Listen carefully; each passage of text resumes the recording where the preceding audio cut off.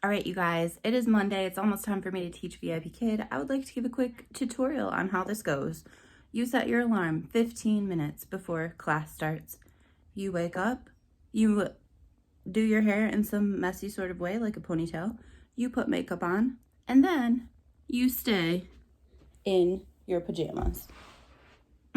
Then after VIP Kid, then you get dressed. All right, so I just finished my class. Now I have to quickly add feedback. It takes like 2 seconds.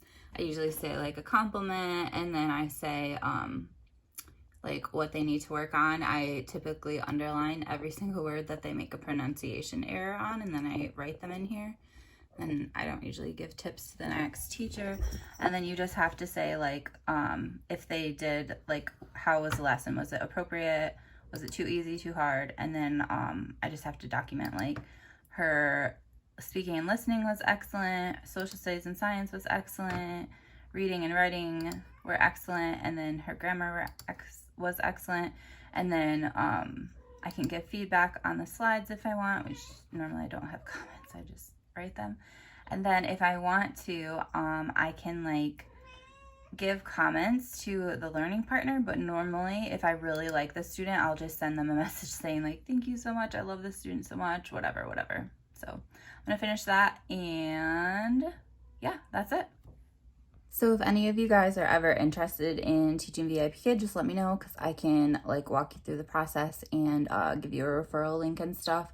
But basically you don't have to be a teacher to do it. You just need a college degree, like an undergrad degree. And it's really cool. You make your own schedule, which I can show you in a second. And then I used to make $20 an hour. I think they changed their whole fee system and it's very confusing. I don't understand it.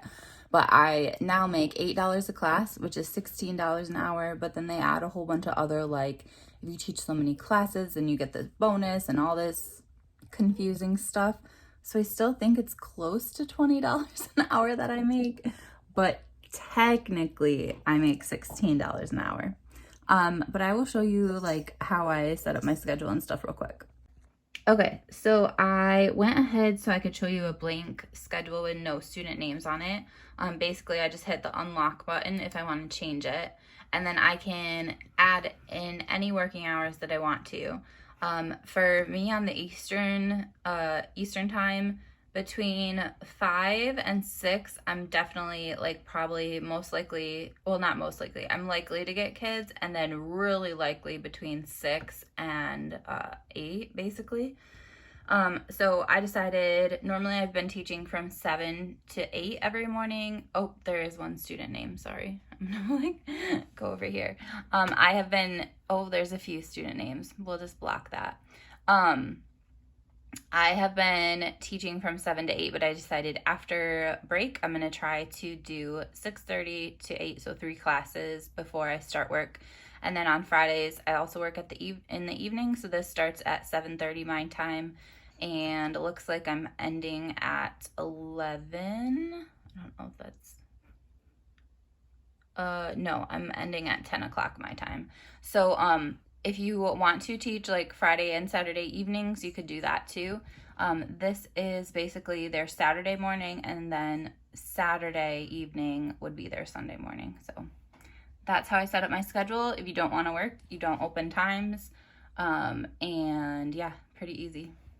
All right, VIP Kid is done. It's time for me to get dressed, actually do my hair, eat breakfast, make some tea, which normally I have before I start teaching, but just like finish my morning routine since I'm still in my pajamas, and a hot mess. So it's hard to see in one picture when I'm holding it, but I got this advent calendar for next year to embrace my Swedish roots with this little like gnome guy, this Tomten. How do you say it? Tomten. Something like that. So I'm gonna try and collect small little things like earrings and things like that throughout the year, tea, whatever, so I can fill the pockets throughout the year and hopefully forget what's in them. And yeah, hopefully it's something I can reuse every single year, have some fun, but not have like cheap trinkets and stuff that are sometimes in regular advent calendars. Okay, so when I was in college, I literally had a bread maker from my grandma, and I made bread in my dorm room. and I didn't have measuring cups or anything, so I like used like I think a tablespoon or something to like get the right amount of water in there. And so when she found that out, I was at her house and she gave me like my first little she gave me this little measuring cup so I could actually like legit make bread. And then she kind of went through other kitchen stuff and ended up giving me a mug. I could pick any mug I wanted from her collection, and I thought it was hilarious if I picked the one that said world's best grandma. So that's what I got, and every time I see it, it makes me think of her and like our little joke that was the mug that I would choose to take. Okay, so it's like 10 o'clock. I'm having a slow start to the morning, but I am being productive. I like paid a bunch of bills and I cleaned. I like vacuumed my whole apartment, and now I'm gonna get ready for my day. But the VIP kid tip is to wash everything except for your face, because you already have makeup on it, because you taught VIP kid this morning and your face had to look good despite the rest of your body being a hot mess. Things are getting serious around here. I am almost out of tofutti sour cream. I'm gonna run to the store. I hope they have it because it's just a small local health food store, and they often are completely out. So I might have to go get some in Grand Rapids when I go home for Christmas, because this is my jam and I need it. All right, you guys, I just got my email from Parnassus saying what the January 1st edition book club selection is, and it is by George Saunders, which is awesome because I love him, but I'm slightly disappointed just because I've met him before and I already have signed books by him. So basically, because I've met him and we had an intimate conversation together, any book of his that I buy, I can automatically put on my signed bookshelf, even if it's not signed, because I met him. But this book does sound very good. It's called A Swim in a Pond in the Rain by George Saunders.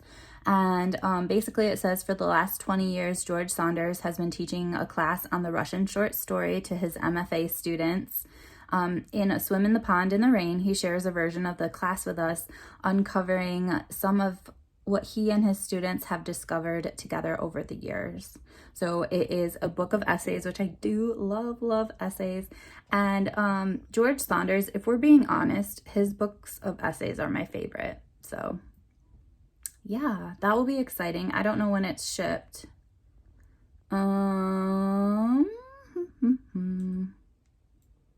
Anyway, it's gonna be good. It's gonna be good. I only got one vegan treat when I went shopping. It is Elf on that Shelf chocolate chip. It's like kind of a whoopie pie sort of a thing with like icing on the inside that has chocolate chips in it, and a chocolate chip cookie. 2 of them actually. It is so good. It's my favorite ever. And then my HelloFresh came today. So I have sweet potato and poblano quesadillas, which I'm not putting the dairy in on any of these because last time I did not feel so well. Cheesy quinoa stuffed peppers, which I will be making minus the cheese. Apricot, almond, and chickpea tagine? Who knows? And then I also got just some salad, which I don't know where it is on here. Crunchy sesame salad.